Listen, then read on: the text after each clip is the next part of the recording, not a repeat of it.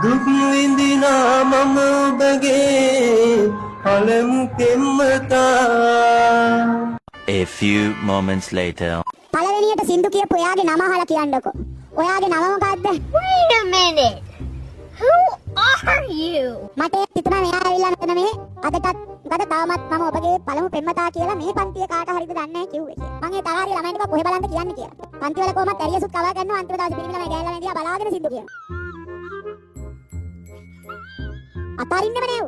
සේරාලා මුලින්ම සින්දුව කිව්වා ළමයාට ලබන සතියේ සින්දුවක් කියන්නකෝ සර් කියලා නිල් පාටින් ලියලා තියෙනවා. කවුරු හරි මගේ චිට් එක බලලා අනේ ඔව් සර් එයාට සින්දුවක් කියන්න එයා අපේ සීන කුමාරයා.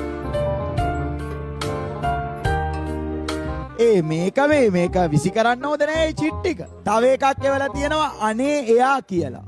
එයාට දෙන්න එයා නැත්තම් බොරු කියලා හිතන.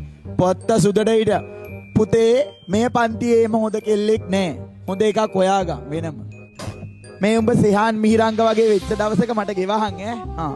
ගෑල් ළමයින්ටත් කටහඬ හරි ලස්සන පිරිමි ළමෙක් අහුනොත් ඇති. චින්චි මානවිකාව. අහිංසක කොල්ලෙක් ඇවිල්ලා සින්දුවක් කිව්වා විතරයි අල්ල ගන්න හදන්නේ. මෙහෙම බේකෝ සැර වැඩි මේක. එකෙක් ඇවලා තියෙනවා අර කෙල්ල සින්දුවක් කියලා ගෑල් ළමයන්ගේ හොගාලා චිට්ටාවනේ. එක සින්දුවයි වියලි කලාපෙම තෙත් වුණා කියලා.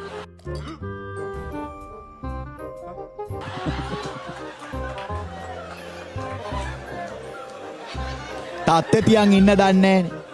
එහෙම කියන්න එපා ගාල්ලායිදි තෙත් කලාපෙට. කෑවා. මෙයාලා පිටුවහල් කරන්න කෑවා. මුළු මූඩ් එකම කෑවා. කොහෙන්ද?